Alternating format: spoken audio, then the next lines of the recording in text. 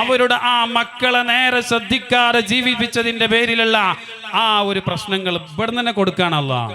എന്നിട്ടല്ല ആഖിറത്തിൽ അള്ളാഹു കാത്തുരക്ഷിക്കട്ടെ. അപ്പൊ ഞാൻ പറഞ്ഞത്, ആദ്യമായി നമ്മൾ ശ്രദ്ധിക്കേണ്ടത് നല്ല ഭാര്യമാരെ തിരഞ്ഞെടുക്കുക. ഇനി നമുക്ക് ചെയ്യാനുള്ളത്, കല്യാണം കഴിഞ്ഞവരാണെങ്കിൽ എല്ലാ ഭാര്യമാരെ നന്നാക്കാൻ നോക്കുക. എല്ലാമാർക്ക് ദീന് പഠിപ്പിക്കാനുള്ള അവസരങ്ങൾ കൊടുക്കുക. ദീന് അവരുടെ ഹൃദയത്തിലേക്ക് സന്നിവേശിപ്പിക്കുക. അള്ളാഹു നമ്മുടെ ഭാര്യമാരൊക്കെ നല്ല സ്വാലിഹ്യങ്ങളിൽ ഉൾപ്പെടുത്തട്ടെ.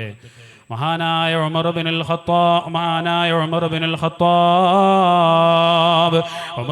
ഖത്താബ് തങ്ങളുടെ അരികിൽ വന്നുകൊണ്ട് ഒരു വാപ്പ മകന്റെ കൈപിടിച്ചുകൊണ്ട് വന്നുകൊണ്ട് പറയാണ്, അമീറുൽ മുഅ്മിനീനായ തങ്ങളെ, എൻ്റെ മകൻ പറഞ്ഞത് കേൾക്കുന്നില്ല, എൻ്റെ മകൻ വാപ്പ പറഞ്ഞത് അനുസരിക്കുന്നില്ല, കൃത്യമായി നല്ല ജീവിതം കൊണ്ട് നടത്തുന്നില്ല, എന്ത് പറഞ്ഞാലും അവൻ ധിക്കരിക്കുകയാ, എന്നെ കളിയാക്കുകയാ. ഈ വിഷമം പറഞ്ഞുകൊണ്ടതാ പരിശുദ്ധ മഹാനായ ഉമർ ബിനുൽ ഖത്താബ് റളിയല്ലാഹു അൻഹുവിന്റെ മുമ്പിലേക്ക് ഒരു വാപ്പ മകന്റെ കൈ പിടിച്ചു വരികയാണ്. ആ വാപ്പ മുന്നിൽ വന്നുകൊണ്ട് പറഞ്ഞപ്പോ മഹാനായ ഉമർ ബിനുൽ ഖത്താബ് തങ്ങൾ ആ കുട്ടിയോട് ചോദിച്ചോ, മോനെ, നീ എന്താ പിതാവ് പറഞ്ഞതനുസരിക്കാത്തത്? നിന്റെ വാപ്പയല്ലടാ, ആ വാപ്പ പറഞ്ഞതെന്താ നീ അനുസരിക്കാത്തതെന്ന് ചോദിക്കുമ്പോ ആ കുട്ടിയതാ പറയുകയാണ്, അതെ, മഹാനായ ഉമർ ബിനുൽ ഖത്താബ് റളിയല്ലാഹു അൻഹയോട് തിരിച്ചാ കുഞ്ഞു ചോദിക്കുകയാണ്, യാ അമീറുൽ മുഅ്മിനീൻ അമാലിൽ ഇബ്നി അലാ വാലിദിഹി ഹഖ്കുൻ യാ അമീറുൽ മുഅ്മിനീൻ. എൻ്റെ വാപ്പ എന്നെ കൊണ്ടുവന്നത്, ആ വാപ്പ പറഞ്ഞത് അനുസരിക്കുന്നില്ല, ആ വാപ്പാന്റെ കടമകൾ നിർവഹിക്കുന്നില്ല എന്ന് പറഞ്ഞല്ലേ എന്നെ കൊണ്ടുവന്നത്. എന്നാൽ എനിക്ക് എൻ്റെ വാപ്പാക്ക് എന്നോടൊരു കടപ്പാടുമില്ലേ തങ്ങളെ? ഉമർ ബിനുൽ ഖത്താബ് തങ്ങൾ അവിടുന്ന് വിശദീകരിക്കുകയാ, തിരിച്ചു ചോദിക്കുകയാണ്, അതേ, മകനിക്ക് വാപ്പാനോട് കടപ്പാടുണ്ടെങ്കിൽ വാപ്പാക്ക് മകനോടൊരു കടപ്പാടുമില്ലേ ഉമർ തങ്ങളെ? മഹാനായ ഉമർ ബിനുൽ ഖത്താബ് തങ്ങൾ പറഞ്ഞു, നഅം യാ ഗുലാം, ഉണ്ട് മോനെ, വാപ്പാക്ക് മക്കളോടും കടപ്പാടുകളുണ്ട്. എന്താണ് ആ കടപ്പാടുകൾ എന്നറിയുമോ? ഹഖ്ഖുഹു അലൈഹി അൻ യസ്തജിബ ഉമ്മഹു. ഒന്നാമത്തെ കാര്യം പറഞ്ഞു കൊടുക്കുന്നതാ, അതാ ഞാൻ പറഞ്ഞു വെച്ചത്, നല്ല ഭാര്യയെ തിരഞ്ഞെടുക്കുക. അതാണ് ആദ്യമായൊരു വാപ്പ മകനോട് ചെയ്യേണ്ട കടമയെന്ന് അമീറുൽ മുഅ്മിനീൻ ഉമർ ബിനുൽ ഖത്താബ്.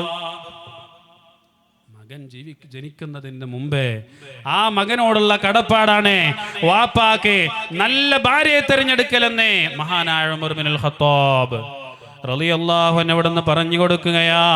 രണ്ടാമതോടൊന്ന് പറഞ്ഞു കൊടുക്കുകയാണ്, ഹസുന ഇസ്മുഹു,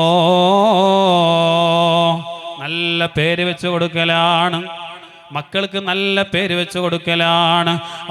അതേ മഹാന്മാര് പഠിപ്പിച്ചില്ലേ, ഇന്നക്കും തുദഉന യൗമൽ ഖിയാമത്തി ബിഅസ്മാഇകും വഅസ്മാഇ ആബാഇകും ഫഹസനു അസ്മാഅകും. അല്ലാഹ് മഹാന്മാര് പഠിപ്പിക്കുകയാണ്, നിങ്ങൾ നിങ്ങളുടെ മക്കൾക്ക് നല്ല പേരിടുക. നാളെ ആഖിറത്തിൽ ആ മക്കളെ നിങ്ങളുടെ പിതാക്കന്മാരുടെ പേരുകൾ ചേർത്തിയിട്ടാണ് വിളിക്കുക എന്ന് അല്ലാഹുവിന്റെ ഹബീബ് മുഹമ്മദ് മുസ്തഫ സല്ലല്ലാഹു അലൈഹി വസല്ലമ തങ്ങൾ പഠിപ്പിക്കുകയാണ്. നല്ല പേരിട്ട് കൊടുക്കാം. നമ്മുടെ മക്കൾക്കൊക്കെ നമ്മൾ പേരിട്ട് കൊടുക്കാറുണ്ട്.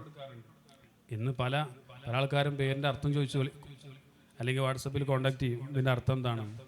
ഏത് ഡിക്ഷണറി അറിഞ്ഞാലും അത് കിട്ടൂല. വാപ്പാൻ്റെ, നമ്മൾ മുമ്പ് കേട്ടിട്ടുണ്ടല്ലോ, വാപ്പാൻ്റെ പേരിൻ്റെ തുടക്കവും ഉമ്മാൻ്റെ പേരിൻ്റെ തുടക്കവും കൂട്ടിങ്ങാണ്ട് ബാബാൻ്റെയും സൂറാൻ്റെയും കുട്ടിക്ക് പേരിട്ടില്ലേ, ബാസൂർ, മൂലക്കുരും, അങ്ങനെ പേരിട്ടല്ലോ. ഇതുപോലെയാണ് സർഫറാസ്, ഷെറിൻ, ഇതെങ്ങനെ പല പേരും കാണാം. ഒരർത്ഥം നോക്കിയാൽ കാണൂല. എവിടുന്ന് അതൊക്കെ വരുന്നത് നമുക്ക് കൊടുത്തല്ല.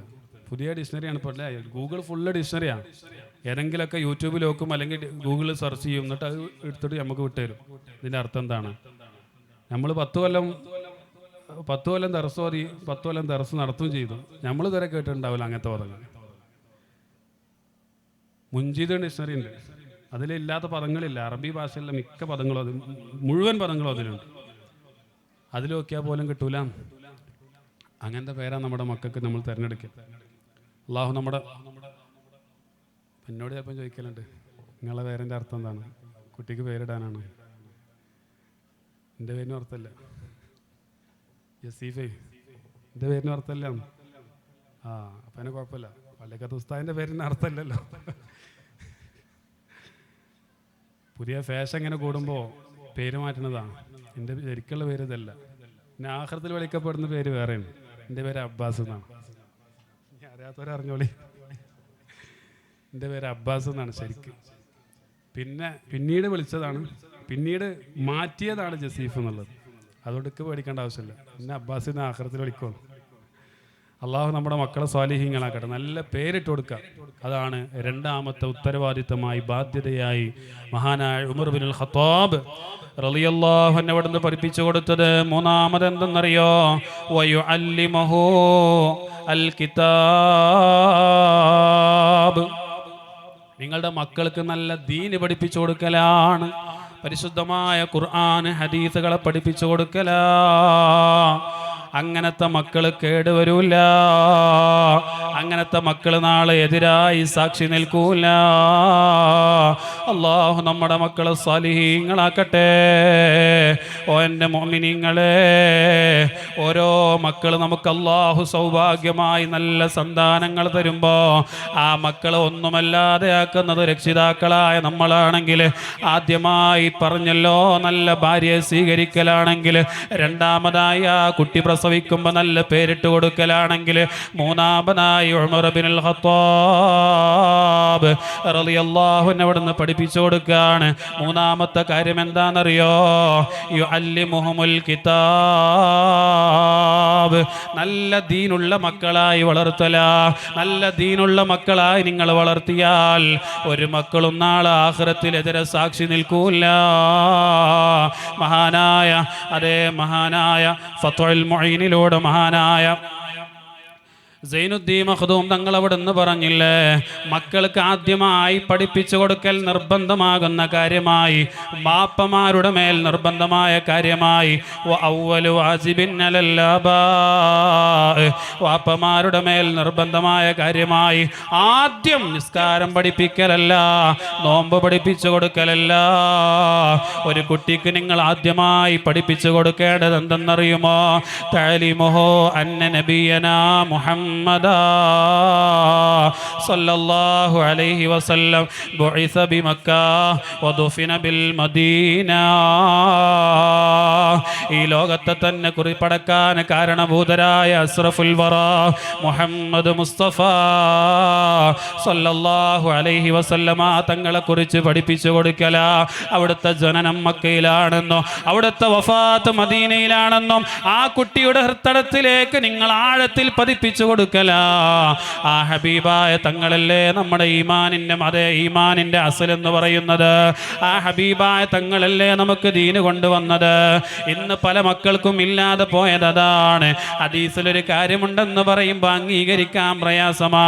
കാരണം ഇത് പറയുന്ന ലോകത്തിന്റെ നേതാവിന്റെ വില അവർക്കറിയാതെ പോയി. അത് മനസ്സിലാക്കാനുള്ള ഈമാനില്ലാതെ പോയി. ലാ ഇലാഹ ഇല്ലല്ലാഹ് മുഹമ്മദുർ റസൂലുള്ളാഹ്.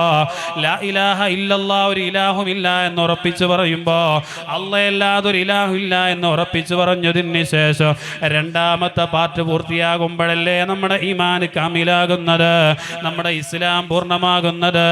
അതെന്താ? മുഹമ്മദുർ റസൂലുള്ളാഹി അബ്ദുഹു വറസൂലുഹു. മുഹമ്മദ് നബി സല്ലല്ലാഹു അലൈഹി വസല്ലമ തങ്ങൾ അല്ലാഹുവിൻ്റെ പ്രവാചകരാണ്, അവിടുത്തെ അടിമയാ. ഇത് മനസ്സിലുറക്കാത്ത ഒരാളുടെയും ഈമാൻ പൂർണ്ണമല്ലല്ലോ. അവർക്ക് ഈമാനില്ലല്ലോ. അല്ലാഹുവും അവിടുന്നതേ അല്ലാഹുവും നമ്മളുമായി നമ്മൾക്കിടയിലുള്ള മാധ്യമം എന്ന് പറയുന്നത് നേതാവായ ഹബീബായ തങ്ങളല്ലേ. ആ ഹബീബായ തങ്ങളെ കുറിച്ചല്ലേ ഒരു കുട്ടിയുടെ മനസ്സിലേക്ക് ആദ്യം നമ്മൾ പഠിപ്പിച്ചു കൊടുക്കേണ്ടത്. അപ്പോഴല്ലേ ആ ഹബീബായ തങ്ങൾ പഠിപ്പിച്ചതായ അദബുകള്. നീ ഭക്ഷണം കഴിക്കുമ്പോൾ ബിസ്മി ചൊല്ലണമടാ. നീ ബാത്റൂമിലേക്ക് കയറുമ്പോൾ കിടക്കുമ്പോൾ അതെ അതിൻ്റെ അദ്കാറുകൾ ചെല്ലണമടാ എന്ന് പറയുന്ന സമയത്ത് അത് അംഗീകരിക്കണമെങ്കിൽ ആ ഹബീബായ തങ്ങൾ ഉള്ളിൽ വേണ്ടേ മുഅ്മിനേ? ഉമ്മാന്റെ പേര് പഠിപ്പിച്ചു കൊടുക്കുന്നതിൻ്റെ മുമ്പ്, ഉപ്പാന്റെ വാപ്പാന്റെ പേര് പഠിപ്പിച്ചത് കൊടുക്കുന്നതിൻ്റെ മുമ്പ് ആദ്യമായൊരു കുട്ടിയുടെ ഹൃത്തടങ്ങളിലേക്ക്